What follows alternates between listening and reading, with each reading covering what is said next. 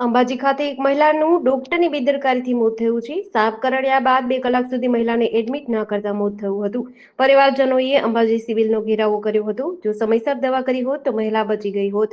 સાપ કરડ્યો હોવા છતાં મશીનના રિપોર્ટ નોર્મલ છે તેવું ડોક્ટરે જણાવ્યું હતું. મૃત્યુ બાદ કીધું કે મશીન ખરાબ છે એટલે ખોટો રિપોર્ટ આવ્યો. ખરાબ મશીન અને ડોક્ટરની બેદરકારીથી એક મહિલાનો જીવ ગયો છે. ડોક્ટરની બેદરકારી સાથે દાદાગીરી પણ સામે આવતા લોકોમાં રોષ જોવા મળી રહ્યો છે. હવે ક્યાં સુધી ગુજરાતમાં ડોક્ટરોની બેદરકારીથી લોકોના જીવ જશે તે પણ એક મોટો સવાલ છે.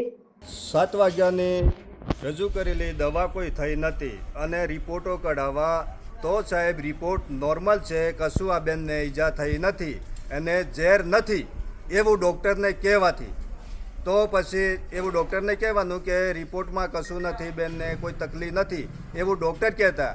તો પછી બેનને મારી બૂનને વધારે અસર થઈ. મેં કીધું અસર થાય તો ડૉક્ટરને બોલાવી આવો. મારો બનેવી અને એને કાકાનો ભાઈ 2 ડૉક્ટરને બોલાવવા જ્યાં તો ડૉક્ટર આવો તો પછી એ ડૉક્ટરે જોઉં તો એ વખત મારી બેન ઓફ થઈ ગઈ ને ડૉક્ટરને પૂછું સાહેબ નોર્મલ હતું તો મરી કઈ રીતનું કહું તો ડૉક્ટરે કીધું કે મશીન ખરાબ હોવાથી નોર્મલ કેસો આ રીતના કેસો રિપોર્ટો આવાશે. તો મશીન શું કામનું સાહેબ?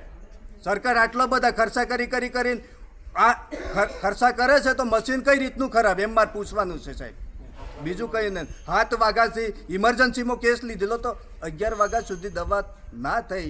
એક બોતલ ચડાવો, બીજા બોતલ લાવીને પગોની બાજુમાં ખાટલાના તે ઉપર મૂકેલા તો એ દવા શું કરવા મૂકી? ખાલી જોવા પૂરતી જ મૂકી. મર્યા પછી એને પછી ત્યાં પીપીઓ પેલું બધી બોપટીઓ લગાડી મર્યા પછી એના કરતે પહેલે એને લગાડી હોત તો મારું બેનનું અવસાન ના થતું. હવે તમારી શું માંગ છે? હવે માંગ કંઈ નથી. આ ડૉક્ટરોના બેદરકારીથી જ આ અવસાન થયું છે, મોત થયું છે. આનો મને ન્યાય મળવો જ જોઈએ. જેડીસી ન્યૂઝ સાથે પ્રકાશ મીણા, બનાસકાંઠા.